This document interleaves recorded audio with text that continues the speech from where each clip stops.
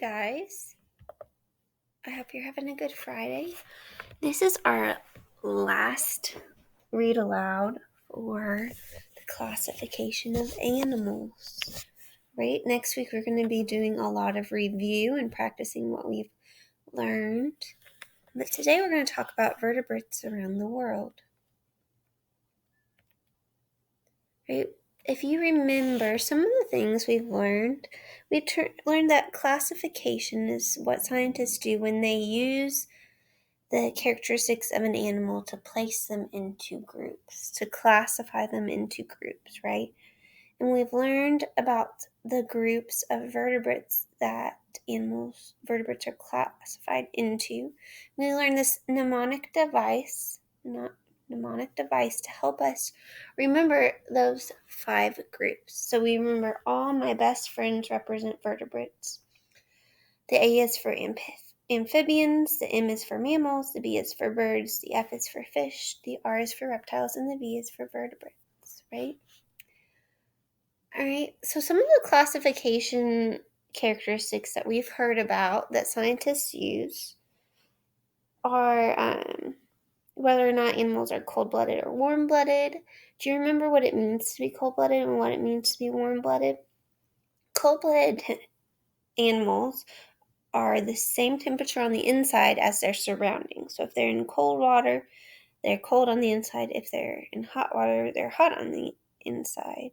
Okay, whereas warm-blooded animals can regulate their own temperature. They can keep their body temperature constant. So if they're in some place cold, that doesn't mean the inside of their bodies are cold. In fact, like humans have a certain temperature that they normally have, right?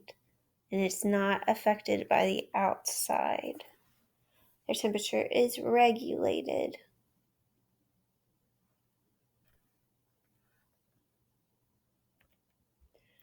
Alright, so here's some words that we will see as we do this read out loud.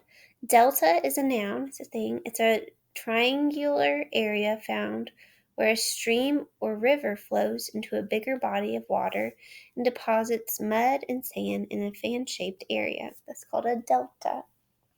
We have the word host. It's a noun. It's the animals or plants on which another organism lives. Reproduction, we've been talking about that. It's a noun. It's the process that lets a plant or animal produce offspring or young of their own kind. Tentacles are long, flexible body parts that stick out around the head or mouth and are used for feeling or grasping.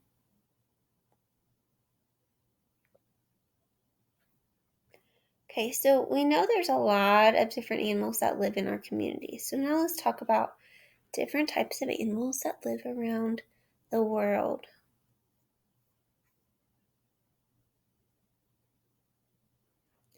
Representatives of all 5 vertebrate groups, as well as invertebrates, live in your community. They may be many animals that you have seen in your neighborhoods, in nearby parks, and on trips and other places near where you live. Can you think of an animal that lives in our community? How would you classify that animal?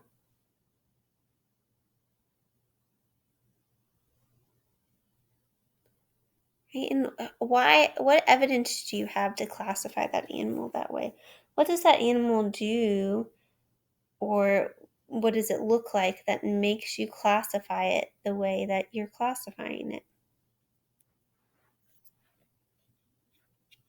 Is it a vertebrate or an invertebrate? Is it cold-blooded or warm-blooded? How do you know? All right, so let's begin. All my best friends represent vertebrates. Now that you've learned about each vertebrate group, you know about many characteristics that taxonomists use to classify these animals. Who wants to try naming the 5 groups of animals that make up vertebrates in the animal kingdom? Can you name them? Why do scientists classify organisms? Because there are so many living things on Earth, it gives scientists a way of studying them by showing their relationships. And how do they classify them? They look for common or shared characteristics. What are some of these common characteristics? What can you think of? Well, they've learned that some animals are warm-blooded and others are cold-blooded. Some are vertebrates and others are invertebrates. You've also learned that there are many other ways to classify animals into smaller and smaller groups. The scientific classification system taxonomy uses these names: kingdom, phylum, class, order, family, genus, and species. Right? To describe the groups from largest to smallest. When they classify animals, taxonomists compare and contrast animal habitats, physical characteristics, skin coverings, feeding habits, and reproduction. So if we're comparing and contrasting, we're talking about how those two animals are similar and how they're different. What do they have that's the same and what do they have that's different? Scientists do that to classify the animals. Today we're going to look at 7 different locations on planet Earth, one on each of the continents of the world. Do you know what the continents of the world are that we're going to talk about? Well, I guess we will see as we go. And we have Asia, Africa, North America, South America, Antarctica, Europe, and Australia. We can use our new skills to practice. Oh, here we go. Here's our continents. We have North America, South America, Africa, Europe, Asia, Australia, and at the very bottom we have Antarctica. We can use our new skills to practice classifying a few of the animals that live in each place. First stop, the American desert.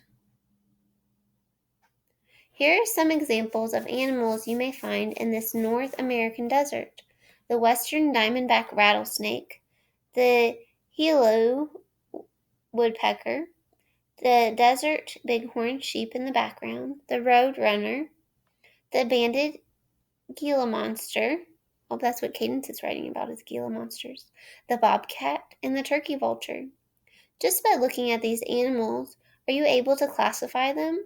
The bobcat and the sheep are both covered in fur, so we know they are mammals. What about the Gila monster? It's a reptile, one of only 2 venomous lizards in America. What kind of animal is this rattlesnake, which is also covered in scales? Yes, it is also a reptile. It is venomous as well and is one of the few reptiles that give birth to live young. Great job. Let's move on to the Amazon rainforest in South America.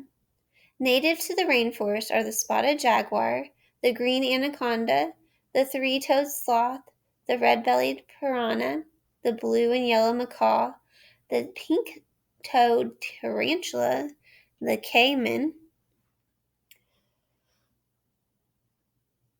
which looks like a small crocodile. The anaconda and the caiman are both covered in scales. So what would they be? That's right, they're reptiles. The bird should be an easy one to spot. The only one with wings and feathers is the macaw. And the piranha should be familiar to all of you. These are Polo's fish relatives.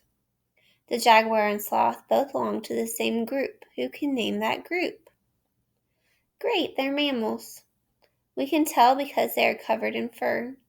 As you've learned, mammals give birth to live babies. Does this dark, hairy spider belong to one of the vertebrate groups we've studied? You see it in the corner? No, the pink-toed tarantula is an invertebrate. It's cold-blooded, has an exoskeleton, and is a member of the arachnid group. Okay, so if you look at this picture, this is a picture of the Alps, which is a mountain range in Europe. You can see Italy down here, and the Alps are in Switzerland and part of France, part of Germany. Okay. So let's look at some of the animals that make their homes high in the Alpine mountains of Europe. There's a picture of the Alps, a photograph of them. How does this photograph help us understand what we're reading about? What can you see? Do the Alps look like a warm place or a cold place? You can just tell from a picture, can't you? What do you see in the background there on the rocks? The rock ptarmigan lives in the Alps. So does the black alpine salamander, the marmot, the golden eagle, the Apollo butterfly, and the pine marten. Which one do you think is not a member of any of the vertebrate groups we've studied? Yes, the butterfly is an invertebrate and is classified in the largest group of animals on Earth. You remember what it is? That's right, insects. The black alpine salamander shares characteristics with both a lizard and a frog.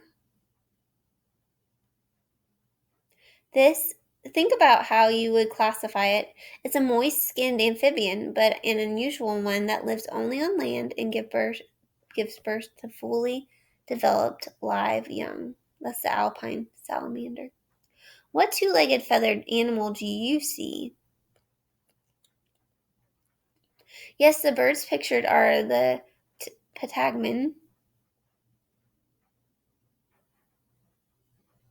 the ptarmigan, and the golden eagle.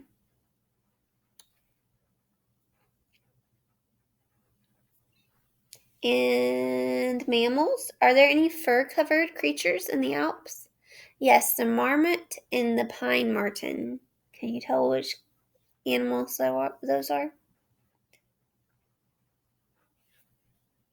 They're actually kind of cute.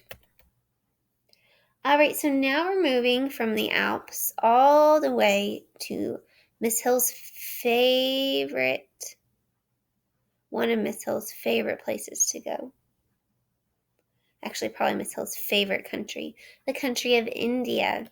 I've actually spent a few months down at the tip of India right here in a city called Madurai, right there towards the bottom. The Ganges Delta of India, right up here at the top. I was only there for like a day up at the top. The Ganges Delta of India on the continent of Asia is home to swamps, forests, and creeks. The animals that live there include the black-crowned night heron, the wild boar, the olive ridley turtle, the Ganges river dolphin, the Indian python, the blue-eared kingfisher, the mugger crocodile, and the chital. Can you spot the cold-blooded reptiles here? Can you tell which of these animals are cold-blooded reptiles? You bet the crocodile, the turtle, and the python are all representatives of the reptile group. Which one of these animals is a warm-blooded mammal? Yes, the boar or wild pig and the chital, a common deer of the area, right? The polluted waters of the Ganges River have ruined the habitat of a number of animals, and this river dolphin is endangered because of the river's pollution. Only one of 4 river dolphin species in the world. It is a mammal just like its ocean-loving relatives. The Ganges River dolphin is sometimes called the blind dolphin. Each of its eyes lacks the lens to give it clear vision, but it still uses its eyes to help it find direction. And of course, our feathered friends of the sky, the kingfisher and the heron, are both birds. How cool is that dolphin that lives in rivers in India? I did not see any river dolphins when I was there. I saw some monkeys and I saw a snake. It was probably a python, I think. Lots of monkeys. I saw some elephants, but not most of these animals. I bet you've seen pictures of the many large game animals that make their home in the savannas of Africa. So there we have Africa, and I've been there in South Africa at the very bottom. And you can see on the heart right there on the left, that's about where we live, right? So it's a pretty long journey. They include the giraffe, the elephant, the hyena, the wildebeest, the lion, the zebra, and the impala. All of these animals belong to the same group of vertebrate animals. What are they? Yes, they're all mammals. Birds like the hornbill and the keula live there as well.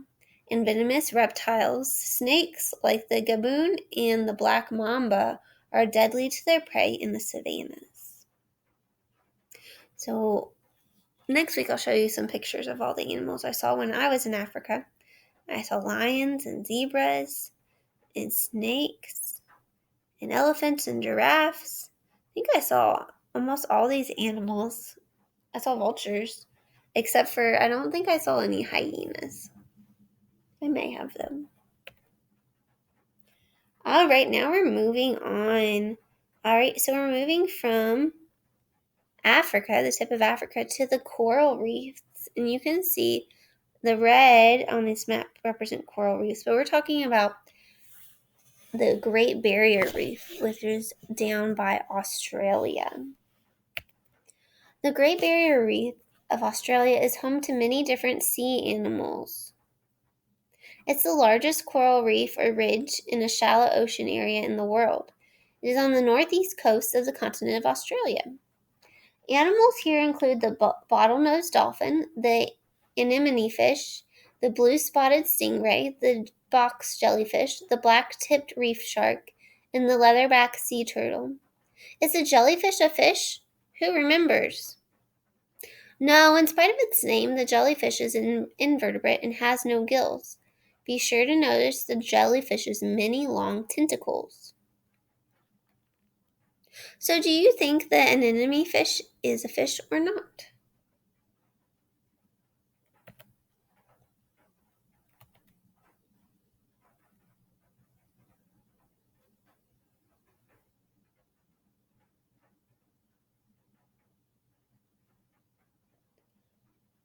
Yes, it is indeed a fish, also called the clownfish because of its colorful markings, and it lives among the tentacles of another invertebrate, the sea anemone. So that's the anemone fish is the same fish that Nemo was in Marlin on Finding Nemo. The sea turtle belongs to the reptile group, and you probably remember that the dolphin is a milk-producing mammal that breathes with its lungs. How about the shark? Yes, it is a fish too. It breathes through gills and, unlike the dolphin, does not provide milk for its young. And the stingray? A fish too, a relative of the shark. Finally, let's look at Antarctica, the southernmost continent and one of the coldest places on Earth. Emperor penguins live in its icy waters along with blue whales and humpback whales. Leopard seals, squid, and snow petrels spend half the year in darkness in this frozen coastal region. Only two vertebrate animal groups are found on the land in Antarctica. What are they? That's right, mammals and birds. So why these two? What do these two groups have in common? You learn that these two groups also share another common characteristic as well. Mammals and birds are both warm-blooded. The energy in the food they eat is used to warm their bodies and keep them from freezing, right? So since their inner body temperature, their internal temperature, is not the same as the outside, and they can regulate their own temperature and keep themselves warm, they can live in really cold places, unlike amphibians and fish and reptiles, where they would freeze because their inside temperature, their internal temperature, would be the same as outside.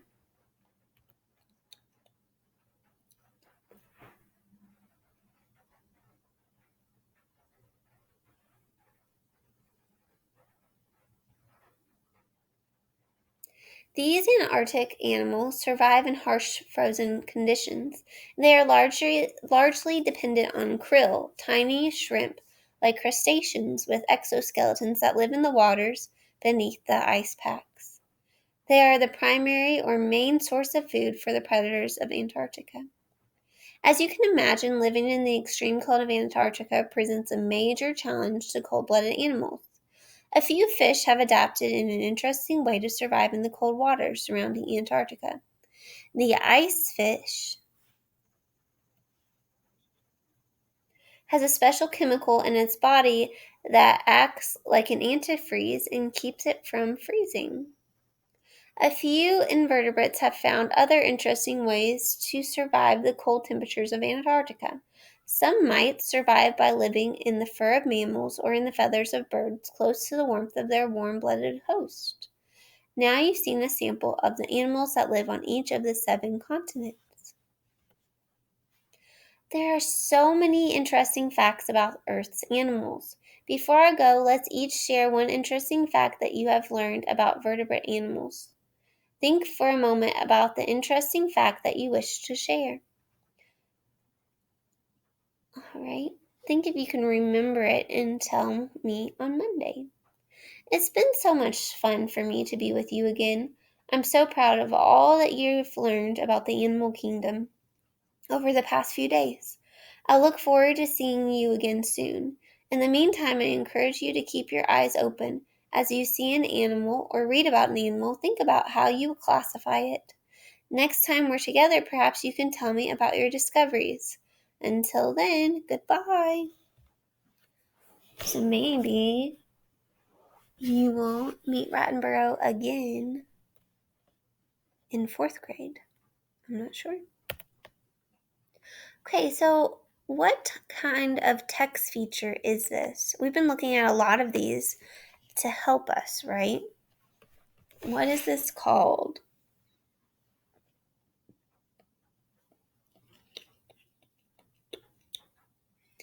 If you remember, this is a map, right? And maps help us do what? Maps help us understand what we're learning about. So, for example, this one helps us know what India looks like when we're talking about India, and we can see where the rivers are and where the oceans are and the different names of cities and regions that we talk about and where the animals are. So the map really helps us understand the setting of what we're studying. The ice fish has a special chemical in its body that acts like an antifreeze and keeps it from freezing. Use context clues to determine what antifreeze means. What do you think antifreeze means from what the rest of the sentence says?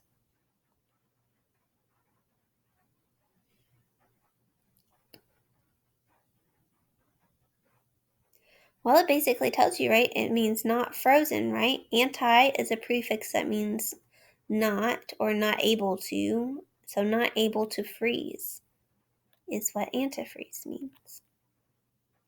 Our word for today is tentacles, which is kind of a fun word to say. So why don't you say that word with me?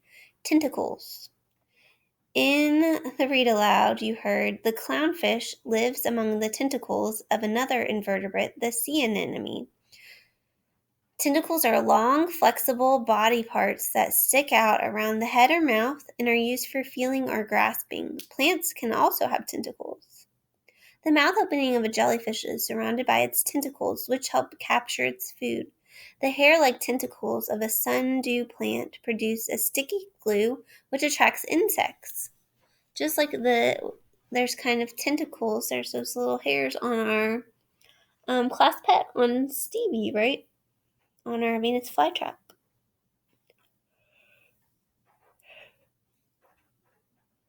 Because I think it's either another name for a sundew plant or they're related. Have you ever seen the tentacles of an animal or plant? Where were you? Be sure to use the word tentacles when you tell about it. If you remember Stevie, you saw his tentacles. All right, good job, guys. This is one of my favorite units, but I'm excited for the next one too. We will be still doing the reader and some other things to review for the next week or so.